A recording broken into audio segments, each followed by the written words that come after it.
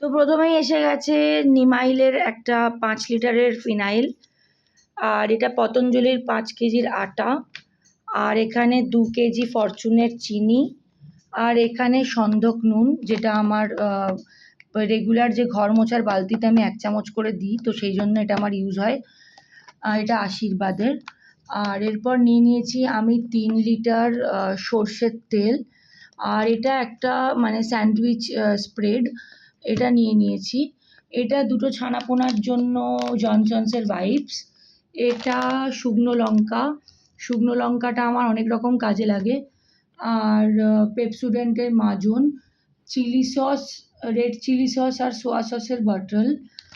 আর নিয়ে নিয়েছি এখানে মমস ম্যাজিকের অ্যাডভার্টাইজ দেখছিলাম খুব, তো সেই বিস্কিটটা নিলাম। এটা আমি এর আগে টেস্ট করিনি, তো এটা এবারে টেস্ট করব।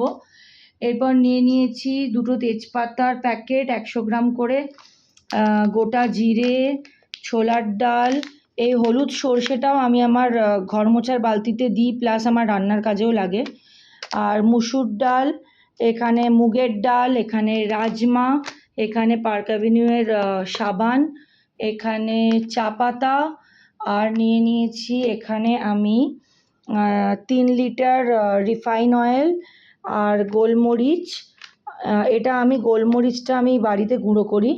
তো এটা হলুদ গুঁড়ো, এটা লঙ্কা গুঁড়ো, আর এটা কালো জিরে, আর এটা পতঞ্জলির ঘি। আমি ঘি আর আটাটা আর মেয়ের যে বডি অয়েল, এই 3টে জিনিস আমি পতঞ্জলির ইউজ করি। আর এটা হলো ওই মুগ কড়াই। আর এটা হলো 6.5 লিটার এয়ারটেল বলছি, এরিয়ালের লিকুইড সাবান।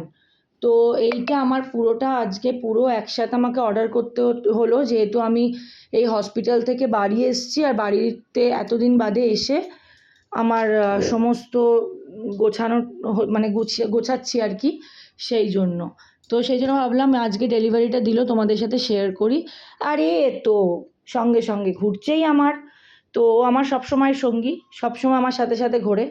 যাই হোক, তো এটা শেয়ার করলাম। ভিডিওটা কেমন লাগলো কমেন্ট করে জানিও।